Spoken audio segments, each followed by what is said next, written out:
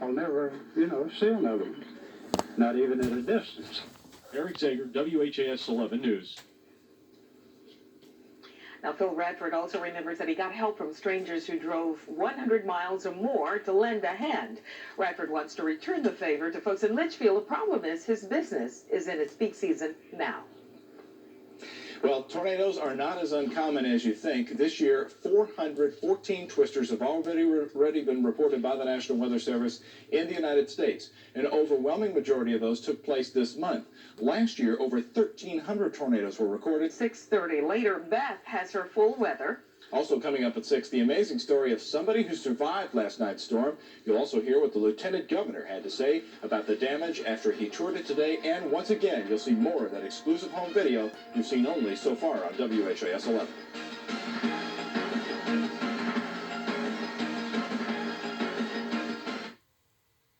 Coverage now of the tornadoes in Leitchfield with Charles Frazee, who is with the Disaster and Emergency Services there. Charlie, are you with us? Hello, Doug, Gene. Hi, how you doing? We both know you, of course, from covering stories with you in the past. You know, Charlie, we just showed videotape of that tornado, the classic-looking narrow funnel there. You were in Bullitt County when the tornado came through. How would you describe the scene you're seeing in Leitchfield compared to that?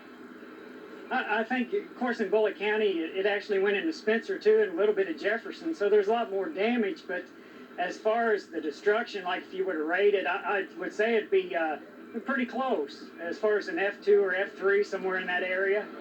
Now, Charlie, apparently the power's back on to those folks in the area. Now, what is the first thing they must do? Do they need to assess what they've lost or try to recover what they can, or what? That's a real good question. They need to keep close contact with their insurance folks, because in tornadoes, a lot of the damage, especially for homeowners, is covered by your homeowner's insurance. We usually get into problems with floods where we don't have people that are insured or underinsured. And my best recommendation would be stay as close with your insurance agent as you possibly can, because not only making repairs to your house, but getting rid of the debris, like the 2x4s and the wood that goes along with it, and things that were destroyed and came off the house, the shingles and so on. Charlie, before we let you go, how would you rank the warning system that is set up in Leitchfield? One dispatcher told us yesterday that there was one siren. I've heard others say there were several sirens. You had a lot of companies that needed to be warned. Obviously, we have no fatalities. How would you rank it tonight?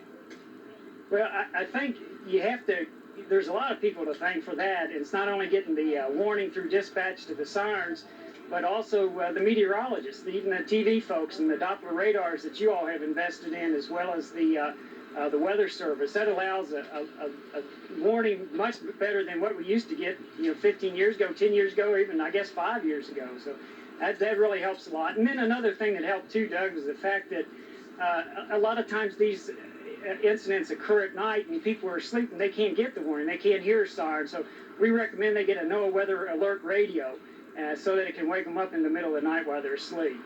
All right. Good information. We've been talking with Charlie Frazee with the State Disaster and Emergency Services there in Leitchfield with the cleanup effort going on now. Taking a look at our Storm Team Doppler radar, certainly a much quieter night. You can see there's one little thunderstorm down here towards Bowling Green, nothing north of there. Any development we get looks like it'll be south of here. So for the most part, maybe just a slight chance we could see a shower or thunderstorm tonight, but for the most part, it's looking pretty clear around the metro area. Taking a look now at our satellite and radar loop over the past 12 hours, we had some thunderstorms in the area overnight. Those moved out during the day today. We really haven't had a lot of activity. Started to have a thunderstorm kick up in western Kentucky, but amazing how quickly people got to work today. They wasted no time, rolled up their sleeves, and began the task of removing debris and trying to piece together what is left and what is salvageable from this horrible storm that ripped through here yesterday.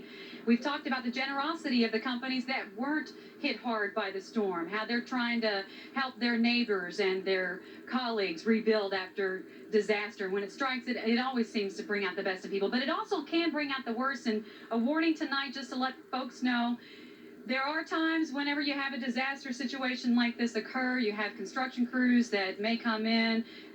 The folks here, officials here, warning people to be careful about the crews that they hire to do work. Try to avoid at all costs consumer fraud. Just be careful. Again, the work that's going on today, fortunately, it's taking place because the weather has so far cooperated. John Belsky says we may be in for some storms tonight, and that's bad news for people still trying to get their roofs back on. John? That's right, Cheryl. Although the good news there is that I think it's going to be widely scattered, and many areas will not get the rain at all. Then a break tomorrow and most of Friday. So hopefully we'll make a bit of progress there. Hey, summertime has temporarily arrived. It is hot outside. LPNs. There in the distance, you see the tornado, menacing and huge as it whips up homes and businesses. You can see the various tones of gray from the debris flying into the air. This was shot by a truck driver who happened to be traveling through the area at the time. Here, you see what our meteorologists and the National Weather Service have been talking about. The tornado splits apart.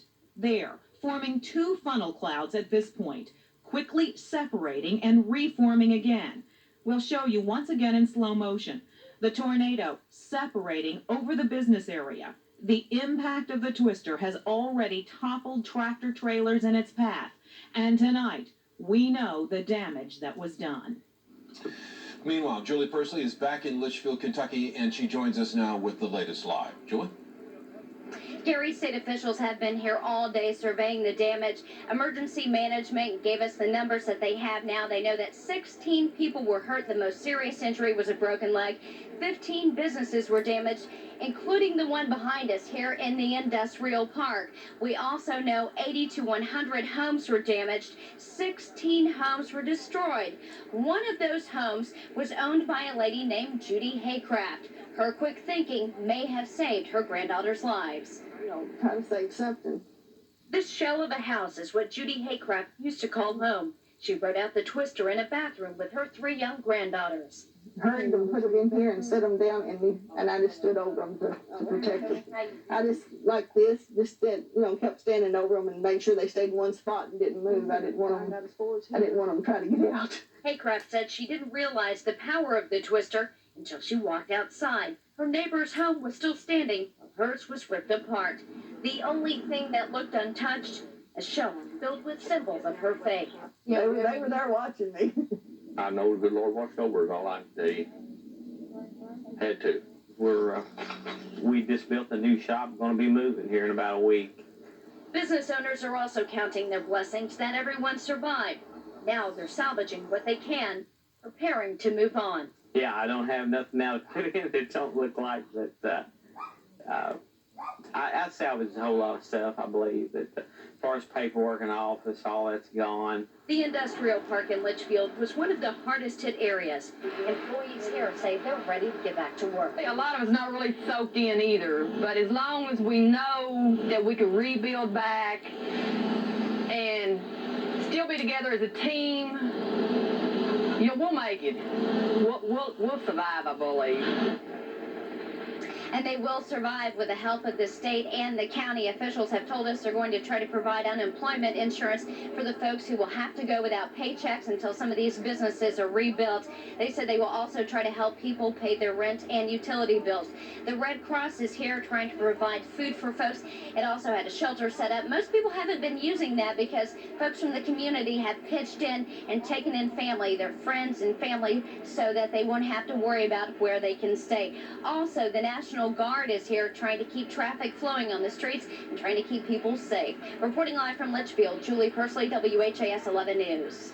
And some of those 2,000 residents of Leitchfield may be temporarily unemployed while some factories get back online. 8 businesses in the industrial park were damaged. 4 of those businesses were destroyed. The path of the tornado went right through Styline Industries. Instead of processing wood today, employees there were on the job cleaning up. What we went through, how we came through it as a team, I think the cleanup is going to be a challenge, but I know that we can do it as a team. Styline says it will try and resume production in stages. Lieutenant Governor Steve Henry says the Commonwealth will do what it can to help the businesses and the homeowners rebuild. Henry toured the damaged area today by helicopter. He saw what was left of more than a dozen homes and several businesses. He says he hopes that the area will be eligible for federal funds. The issue is we need to make an assessment of the damage before we can even determine whether FEMA funds will be available or small business funds will be available. And so that's where we are in this process, and I think we're 24 to 48 hours away from it. And Henry will report to the governor, who could request that Grayson County be made a federal disaster area. Meanwhile, National Guardsmen and police officers are trying to keep onlookers away from the tornado signs. That damage is most noticeable in Leitchfield, but homeowners on both ends of Grayson County found themselves in the tornado's path as it hopscotched across the landscape. George Sells joins us now live from Sky 11 with the story of one couple whose retirement home was knocked down by the tornado's tail. George? Well, Gary, 10 miles, a little more than that. In fact, that was the length of the path of damage across Grayson County. After slamming through Leitchfield, the tornado tore another 5 miles east. Those winds that peaked at 175 miles per hour seem to have been at their fiercest right here. Believe it or not, what you're looking at was a 2-story house. There were 23,000 bricks. The owners learned heartbreakingly that the end of a tornado's path is a place where you can be hit the hardest. Raymond and Carol Hill are walking through the remains of their dreams. So what you're looking for, just kind of like you described it. This was the couple's retirement home. They were moving in just a few weeks. Yesterday, they came after the storm. All the way from town up through here, I didn't see a broken limb or no leaves on the road, and so I guess I got feeling maybe that it missed us. And when we come around the curve there, it was an empty spot. The house was gone. Ray said, "Girl, the house is gone." She said, "Yes, it is." And he said, "But the garage is still standing." "Yes, it is." And I said, "But your son's house is still there?" I don't know the terminology to use for it. It's just like you just go into a trance or something, you know. It's a mess. And they don't know where they'll begin cleaning it up. I'm so proud of my front door. But they have plenty of front doors. That's Raymond. Hey. The foundation of the brick 2-story is in place. The first floor across the street. The second? So where that woods? Woods, which are the center of a debris trail nearly a mile long from the house. That's a road bales, leave your right. But now they'll move on. They'll retire here, come hell or this. I always wanted a home in the country, so I guess I'll start all over again. I can see, I was excited about this, been in the city all these years and moving back to the country. I don't think I would abandon that dream now. You know. That's hard. We'll go back. We'll try.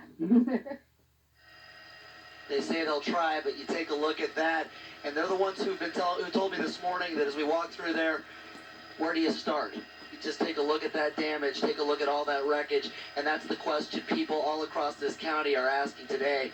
Where do you start? And I'll tell you what's amazing. Take a look at that foundation. Look at the garage there. If you just look up to the left a little bit, it was pretty much untouched. Absolutely incredible. Absolutely frightening. Live at Sky 11, George Sells, WHAS 11 News. Thank you, George, for that amazing story. Red Cross workers are on the site in central Kentucky to help provide emergency food, shelter, and clothing to tornado victims.